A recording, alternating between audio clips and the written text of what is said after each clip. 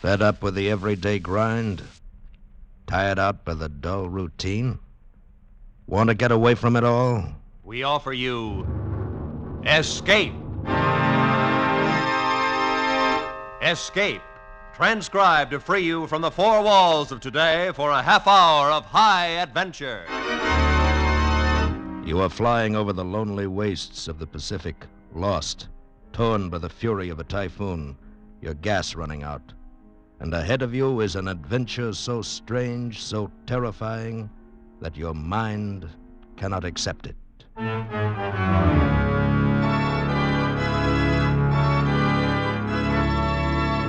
Today, we escape from reality with the tale of a Navy flyer who vanished from the face of the earth into a new world of the future, as Nelson Bond told it in his story, Conqueror's Isle.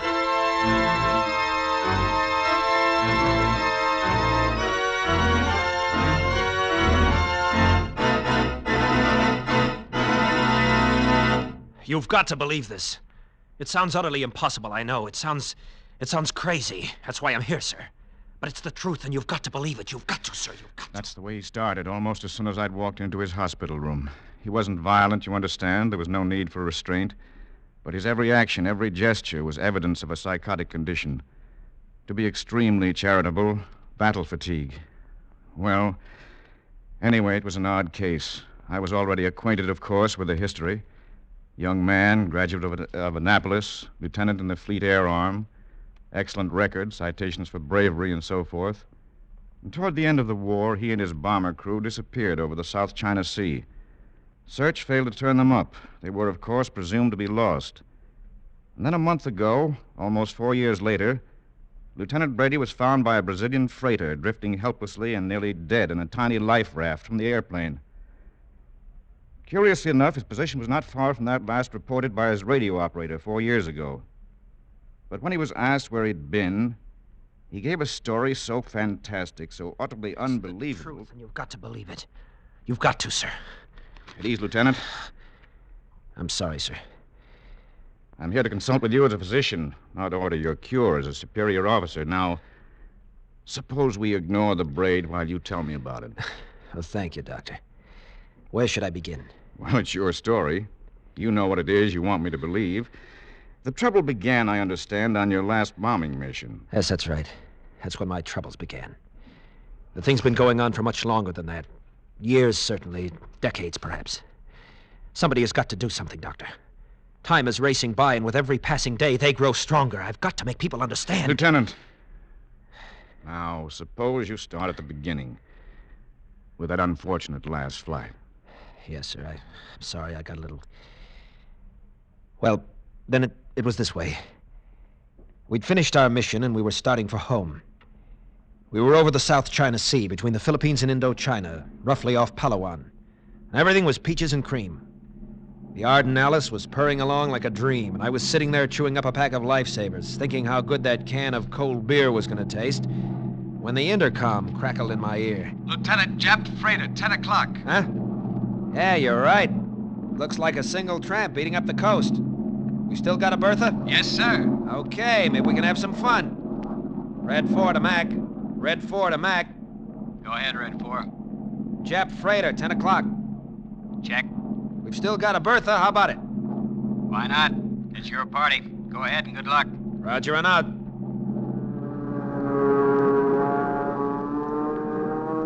It was as easy as hitting a sitting duck. The long dive, the bomb release, the pull-out, the dull concussion. We laid it down her aft stack, and that Jap ship went up like a Roman candle. Hey, nice going, Lieutenant. Right on the button. That's one Jap we won't have to worry about anymore. Lieutenant, we're hit. Huh? A piece of that Jap must have come up and hit us. We're spraying gas all over the Pacific out of the left wing tank. Yeah, I see it now. Well, guys, get ready for a bath. We'll never make it back. I object. Today's Saturday night. Never mind. I always did want to take a ride on one of them little rubber boats. No need to worry. The Navy takes care of its own. They'll be out to get us before we have a chance to get thirsty. Red 4 to Mac. Red 4 to Mac. Nice going, fella. Yeah, only it was a two-way deal. We're hit, Mac, losing gas fast. Think you can make it? Nope. It's a salt bath for us. Sorry, fellas. Keep your radio on. Give your last position to base before you ditch it. They'll have a rescue party out in an hour. Wilco. See you tonight. Good luck. Over. Roger, out. You see, there was nothing to it. It happened every day. With ships all over the Pacific, they'd have a destroyer sitting there when we came down. But a half hour later, when our gas was down to a few cupfuls and the rest of the squadron was long out of sight, an amazing thing happened. One minute the sky was clear and cloudless. The next minute we were surrounded by thunderheads, and a typhoon burst on us. Holy cow, Lieutenant. Where'd this come from? I don't know, but it's a Lulu. Fasten your safety belts. There's no telling what this'll do to us.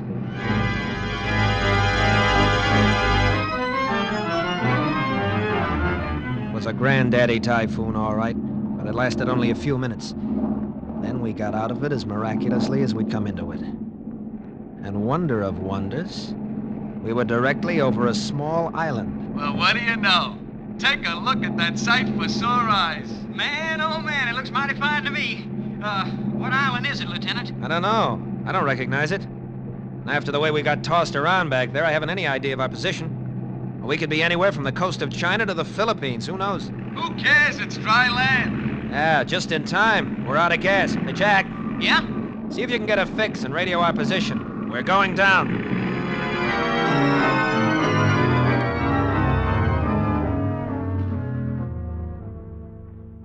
We landed safely on a little strip of sandy beach.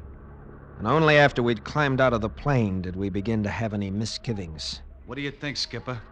Well, it doesn't look like much, but I don't see anybody. Not a sign of life. I got a good look from topside coming down. There weren't any houses, nothing. still you can't tell. They could be Japs. Or worse. Headhunters, maybe. We better stick together, stay close to the plane.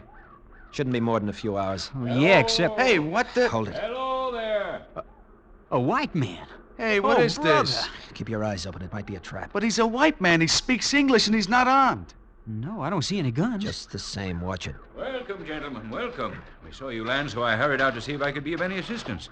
May I introduce myself? I'm Dr. Grove. I'm Lieutenant Brady, and these are my men. Radio man Kavanaugh, my gunner, Sergeant Geller. Hi. It's a pleasure, gentlemen, pleasure.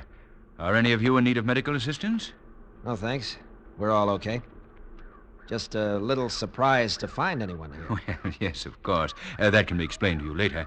But right now, you'll be wanting food and rest. Hey, now, a little chow wouldn't be bad. But first, we have to get in touch with our base. Give them our position. Oh, of course, but such things take some time in these primitive areas. Oh, we have a radio on the plane. Did have, Skipper. What? I was just starting to tell you. It went out just before we sighted the island. Must have got wanged up in that storm. Well, can you fix it? I suppose so, if it's nothing serious. I'll tell you better after I have a chance to look at it. Of course. But in the meantime, I hope you'll accept our humble hospitality. We don't have the pleasure of entertaining new guests here often. It'll be good to chat with you all. If you'll follow me, please. How about it, Skipper? Sure. Why not? After the last half hour, we could all use a little relaxation. Very good. Right this way, please. I should have smelled it right then. There was something strange about the whole thing. There were a lot of questions in my mind, but somehow I didn't ask them. Instead, we walked down the jungle path behind Dr. Grove, like lambs to the slaughter. Tom Geller must have had the same misgivings because he whispered in my ear. I don't get it, Skipper. Don't get what, Tom? Where do these guys come from? Where do they hang out? When we were coming in, I made sure to take a good look at this island. There were no houses, no nothing. I don't know. I guess we'll find out soon enough. Yeah. Hey, stop. Holy cow, will you look at that? Dr. Grove stopped in front of what looked like a big rock. And then we saw it was expertly camouflaged cement with a sliding door. There. Here we are, gentlemen. If you'll be good enough to enter. Enter what? That? Don't be alarmed. It's only an elevator. An elevator? In this jungle? Now, what kind of monkey business is this, anyhow? Do you mean to tell me you live underground? My dear Lieutenant, I'll be glad to explain everything later. It's all very simple. But first, I must insist that you enter the shaft. So now you're insisting. And suppose we prefer not to step into your elevator, then what? Then I should be compelled, most regretfully, to enforce my request. Guess again, pal. We happen to be armed. A gun, 3 guns. See, that's one detail you overlooked. I overlooked no details, Lieutenant. Would you be kind enough to fire your gun? Watch yourself, Skip. It's a trick. He wants you to shoot. The sound will bring help. Wrong, my friend. I need no help. Very well. If you won't accept my invitation... Wait a minute. Keep your hand out of your pocket. Perhaps you would care to stop me, Lieutenant? Okay, if you asked for it. Hey, Lieutenant. Try again, Lieutenant, but your gun will not work Skipper, on he's this right. island. Mine Neither won't will work mine. either. And now, perhaps you'll be kind enough to step into the shaft? Look, I don't know what's going on here, but I don't want any part of it. Yeah, neither do I. Come on, gang. Let's get out of here. Just you a said minute. it. I'm sorry. You forced me to use harsh measures. Believe me, I do so reluctantly. What's that you've got there? Just a small tube, but a very potent weapon, I must warn you. Yeah? Well, then you better use it fast. I made a desperate lunge for him, and suddenly... a tiny shaft of light flicked out from the tube and touched me. And I stopped, frozen in my tracks. Conscious, my eyes open, seeing him, hearing him. But try as I would, I could not move a muscle. I was as if turned to stone.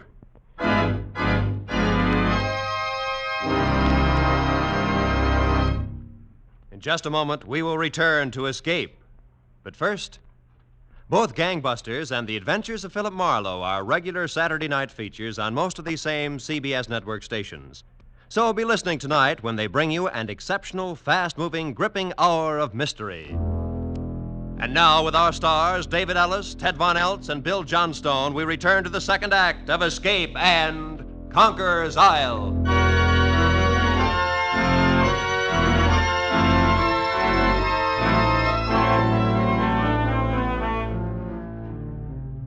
I was paralyzed, Dr. Gorham. Completely paralyzed. As if turned to stone. I had all my senses. I could see and hear and feel, but I couldn't move a muscle, not even turn my eyes. And you say this happened because of some kind of light beam? Well, not exactly a beam, sir. Perhaps not exactly light. Just a kind of radiance. A gas, perhaps? No, because it had no form, no odor, no taste. It was like becoming enmeshed in a web of moonbeams. I see. And its only effect on you was to immobilize you. Yes, that's right. It didn't burn or sting or cause pain in any way. I simply couldn't move. It was like a hypnotic trance. And then? Well, then some of Dr. Grove's companions came out of the elevator. They picked us up and carried us. I could feel their hands very softly, as if they were far away from my body, as if there were layers of rubber between them and me. I could hear Dr. Grove talking. Place him in the shaft. Gently, please. I could see him bending over me into my line of vision. I'm sorry, Lieutenant. I sincerely regret having to inconvenience you. But you see, just as we have the means of hampering your primitive mechanical devices, your guns, your radio, so do we have the means to enforce our requests. Requests which are, I assure you, only reasonable and necessary under the circumstances. Very well. Take us down. My head was reeling, and fear was growing in me. Who were these men to talk of radio as a primitive device? What kind of men were they? Where were they taking the three of us, and what were they going to do with us? As if he'd read my thoughts, Dr. Grove leaned over me again. There's no need to be alarmed, Lieutenant. No need at all. All right. Gently. Carry them gently. Well, Fraser? I'm sorry, Frater Dorden. It was necessary. They would not come willingly. I see. Yeah, a few of them do. Well, put them in the sleeping chambers until they recover. And be gentle. They are so frightened. Poor things. Poor things. Poor things, he'd said. Not as if we were human beings at all, but animals. Some weak, dumb animals with whom they must be gentle. It was then that I began to know real fear. We were in a great underground city, but I could see little of it. Nothing except what passed in front of my rigid eyes. Then I was carried into a room, deposited upon a soft couch, and left alone. I could not close my eyes, but gradually the light began to fade, to melt away. I was in deep blackness, and I slept. I don't know whether the return of the light awakened me or whether it came on automatically when I woke up. But the room was bright and I could move again. I jumped up, tried the door, but of course it was locked, and there was no other way of escape. The room was a small cell with metal walls and ceiling, a kind of metal I'd never seen before. There was a cot, a desk, and a chair, and nothing else. But the really amazing thing was the light. I searched the entire room carefully, but there were no fixtures, no indirect lighting arrangements. The light came out of the walls, evenly filling the room, casting no shadows. Suddenly, I wanted to see Kavanaugh and Geller. I yelled at the top of my lungs. But there was almost no sound, no echo from the walls. They simply absorbed the sound into utter silence. Then, as I stood there, with fear cold in my stomach, I heard a faint sound, a footstep behind me. I whirled around just in time to see Dr. Grove stepping through the wall. You said through the wall, Lieutenant. Of course you mean through the door. Through the wall. Through the wall, sir. The door was in front of me. But Dr. Grove stepped into my cell through the solid metal wall. You realize that what you're saying is impossible. To us it is. To them, nothing is impossible. Nothing. That's why we must act, and act now before it's too late. You must believe me, sir. This is man's last chance. I'll do my best. Perhaps you'd better continue. Now, this Dr. Grove stepped through the wall. Yes. As I'll tell the rest as quickly as I can. I can see that you don't believe me. But someone must, somewhere, sometime, someone must. Lieutenant! Well, as I said, Dr. Grove stepped into my cell through the wall. Suddenly, my panic ended. I looked at him now with awe. And we talked, not as man to man, but as man to a lesser creature. Me. You must not be frightened, Lieutenant. You do not understand how I passed through a wall which to you seemed solid. And not understanding, you feared. But Yet there is nothing supernatural or fearful about what I did. Any of us can do it at will. You see, there is no such thing as a solid in this world of relativity. We know that there is plenty of room for the molecules of our bodies to pass between the molecules of those walls. We simply make a necessary mental adjustment and walk where we will. It is an ability as basic to us as breathing to a person like you. What kind of men are you? You have been educated, studied Darwin. You know the facts of evolution. You know how man has progressed through various stages from the primitive savagery of the Neanderthal man. Well, yes, but... Obviously, this process can and will continue. To suppose that the evolution of man is complete with you is a mistake of conceit. You mean you are the next stage? Exactly. You have heard of the process of mutation, perhaps. How suddenly a white rose is produced of a family of red roses, and from then on produces only white descendants? Yes. So have we been evolved as mutants, infinitely superior to our parents and our fellow men, knowing by instinct right from birth what you must study years to learn, your most difficult physics and mathematics, our ABCs, our studies far beyond your understanding. Are there many of you? Yes. You see, the process has been going on for many years. Hundreds, thousands more come to us every year from all over the world, drawn here by telepathic message, where we have isolation to study, learn, build, prepare ourselves. Prepare? Prepare for what? For the task ahead. Obviously, when we are ready, when we are numerous enough to fill all the necessary positions, our superior intelligence must shape a new world. Take over the world? Obviously. And you will destroy man? How little you understand us. Do you destroy the animals of the field because they are not your intellectual peers? Our obligation is to keep and protect you, to act as your friendly guardians in a world which will be strange to you and frightening, as my walking through the wall was frightening to you. I see. Yes, I see. Then what is your plan? Rather say, nature's plan? And the answer to that lies in history. What became of the anthropoids, the cavemen? They died out. Civilization passed them by. They fell before the onrush of higher forms of life. Even so. Even so. But I give you our pledge that we will be kind. We will be kind. And then he took me out into that great underground city, through its corridors and great halls and laboratories and shops. Took me among the thousands of his fellow men. There I saw marvels of which I could talk for hours. There were... But they would be beyond your comprehension as they were beyond mine. You wouldn't believe me, and so I won't bother to tell you. Then I met others like us, some 200 captive cattle, people who had stumbled onto this island as I had. There were famous names among them. A famous author whose ship disappeared in the Pacific years ago. A big game hunter. A famous aviatrix for whom a dozen fleets had sought in vain. All of us, prisoners. We were treated with great kindness, made comfortable, relatively happy. We were their pets, you see. Their dumb animal pets.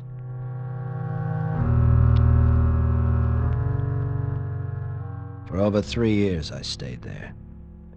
After a while I ceased to struggle. Even in my mind, I was defeated. And so I succumbed to the peaceful, bucolic existence that was my fate. At least that's what I thought. Then came that last day. Dr. Grove had made me his special pet. I was allowed to follow him about at work, to talk to him at length. And on this day, he confided in me even more than usual. Well, Lieutenant, it has been a pleasant day. Yes, Doctor. Am I to go now? Not for a moment. Ah, yes, I shall miss having you with me when I'm gone.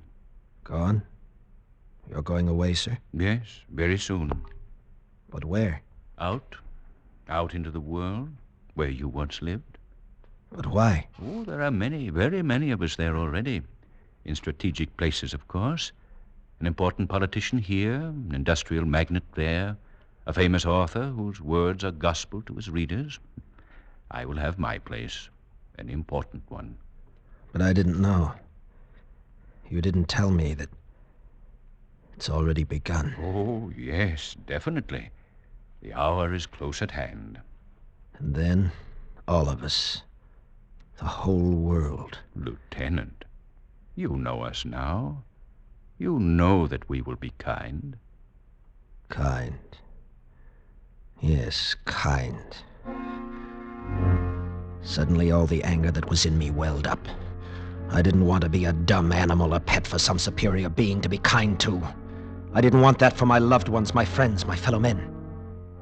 That night at dinner when they fed the prisoners in a big communal hall, I got a chance to talk to Kavanaugh, my old radio man. He listened and then shrugged hopelessly. They'll succeed, Joe. You know that. No, not if the world could be warned. I don't know. Maybe it wouldn't make any difference. Besides, how could they be warned? If somebody could get away from here. Escape? That's impossible. I know, that's what I thought. But listen, I've got an idea. There's one chink in their invincibility. What? Their gentleness, their kindness. They can't bear to hurt anyone. None of their weapons kill, but only paralyze temporarily. And they simply cannot conceive of treachery. What are you driving at? This. I'm going to play on Dr. Grove's liking for me, his kindness. And I'm going to trick him. How? Tomorrow I'll ask him to take me up above, back to the plane, to get pictures of my father and sister. Tell him I'm lonesome, suffering. He'll do it. I'm sure he will.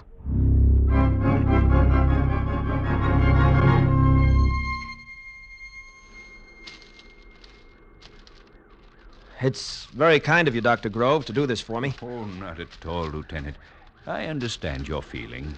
With you leaving, I'd have no one close. The pictures will make me feel a lot better. Well, I only hope they're still here. The plane is partially demolished by the weather, as you can see. Oh, they'll be there. They were in the map compartment. They'd be out of the weather. Well, Here we are. Dr. Grove, look, over there. Well, Sorry, Doctor, but I had to do it. I hope I didn't kill him. He had been kind, but I hit him hard. Then I broke out a life raft from the rotting plane. I was almost afraid to look at it, but it was okay, even complete with supplies, 4 years old. I ripped the valve and threw it into the water. In 5 minutes, I was out beyond the breakers. I don't know how many days or weeks it was before they picked me up, but it was a long time. And I was more dead than alive. Yes, Lieutenant, you were in bad shape. It was a horrible experience. But you see, it doesn't matter about me. It's the others that... You don't believe me either, do you? Well, Lieutenant, it's been a pleasure to listen to your story. I'll make a report to my superiors. Please be patient and try not to worry. Try not to worry. Good day, Lieutenant.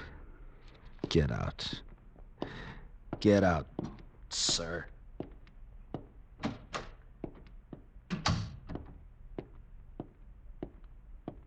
Oh, there, Commander Gorham. You've talked to him? What's the verdict? A clear case of persecution mania. An amazing form. I've never heard a tale more complete and logical, but Yes, I know what you mean. Well, do what you can for him. I'm afraid he's going to be here for a long time. Perhaps for as long as he lives. Turned loose, he might be dangerous. That's too bad. Nice boy, too. But floating for 4 weeks on a life raft, and heaven knows what before that, it sure does things to a man. Well, Doctor, how about lunch? No, thanks. I've got to run along. I have to turn in my report and recommendation on this case. Oh, of course. Well, I'll see you later.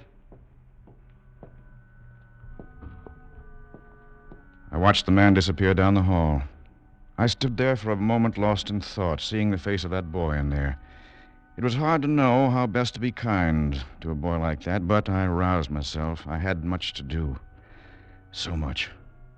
And if I went down through the lobby of the hospital, some fool would surely delay me and get me into a long-winded discussion, and I didn't feel a bit like talking. I wanted to get out of this place and forward my report that this Brady case was closed, that there'd be no more trouble from this source. My car was just outside on the street. There was no one in sight in the corridor. So I turned and quietly walked through the wall.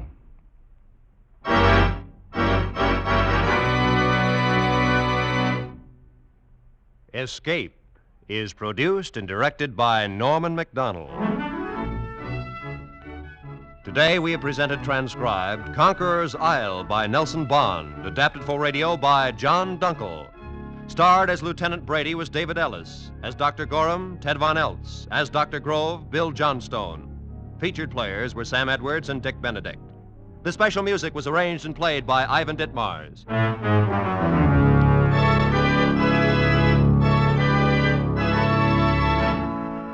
Be sure and be with us again next week at the same time, when we will bring you another great story of mystery and intrigue by one of the world's outstanding authors of high adventure, as CBS again presents Escape.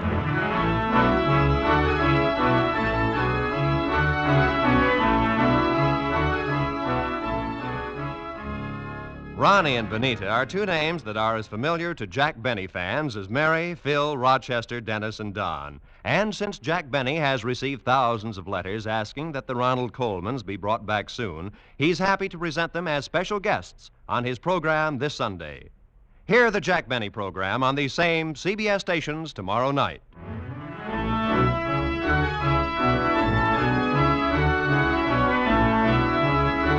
This is Roy Rowan speaking for CBS, the Columbia Broadcasting System.